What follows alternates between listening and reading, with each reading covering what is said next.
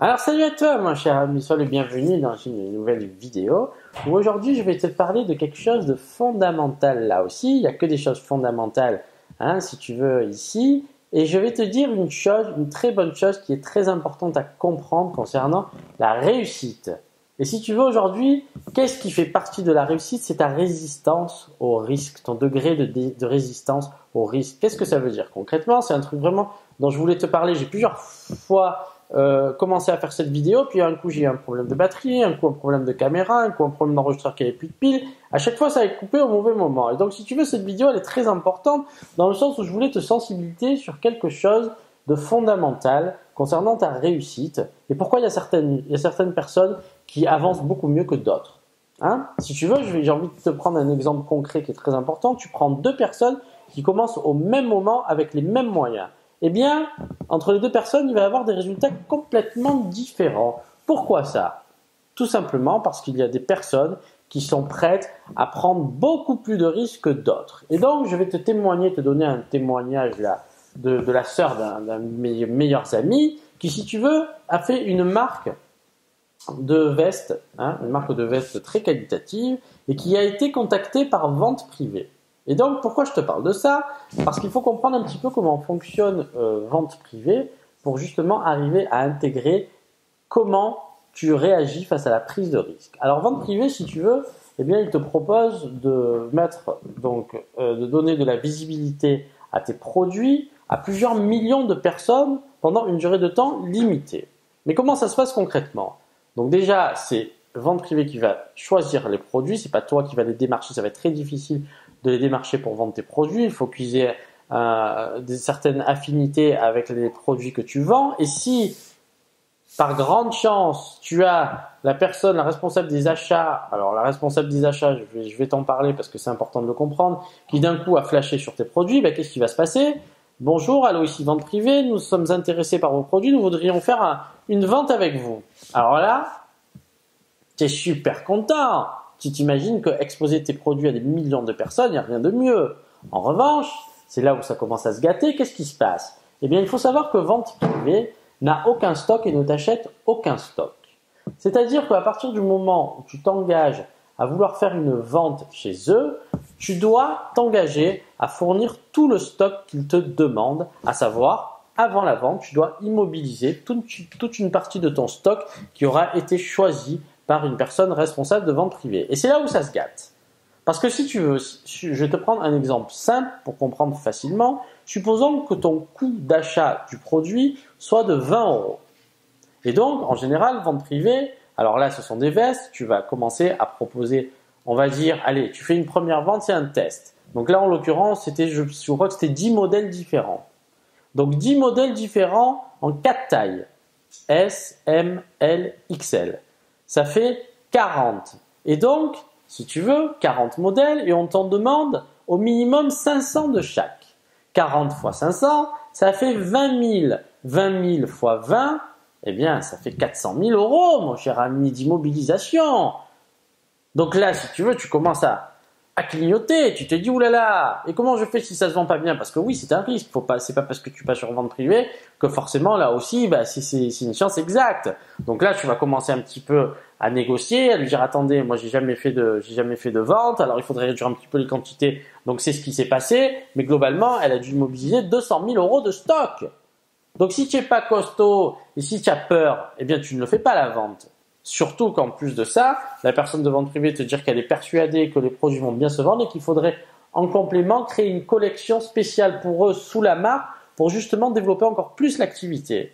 Et donc, qu'est-ce qui se passe? Eh bien, ces gens-là en plus, c'était vraiment une activité qui commençait à se lancer, qui fonctionnait bien. Alors, certes, c'est pas non plus une petite entreprise puisqu'ils font maintenant plusieurs millions d'euros de chiffre d'affaires. Mais si tu veux, à l'époque, quand ils sont passés sur vente privée, c'était vraiment le démarrage, même s'ils faisaient quand même un chiffre d'affaires conséquent, surtout que c'était un business traditionnel, eh bien, ils ne gagnaient pas forcément leur vie. Eh bien, ils l'ont quand même fait, et ça s'est super bien passé. Mais quelqu'un d'autre, là aussi, peut-être que quelqu'un d'autre aurait tremblé.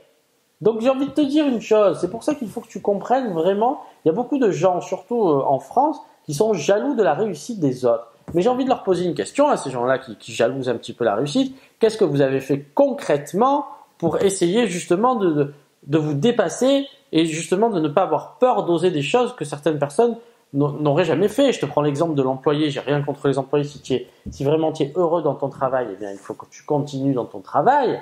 Après, ce que j'ai envie de te dire au-delà de ça, c'est que le fait de se lancer, d'être un entrepreneur, c'est pas de tout repos et ça inclut la prise de risque. Je vais te donner un autre exemple.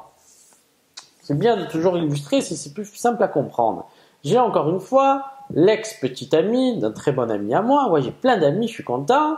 Et si tu veux, on parlait un jour de business là aussi, puisqu'à l'époque elle travaillait chez Fauchon. Alors aucun rapport avec Fauchon, mais j'ai envie de te dire qu'elle connaissait, donc elle avait un ancien copain à elle, qui à l'âge de 40 ans, je m'en rappelle très bien en parlait ça, il a eu des couilles, il a vendu sa maison un peu plus d'1 million d'euros, il a tout réinvesti dans un casino.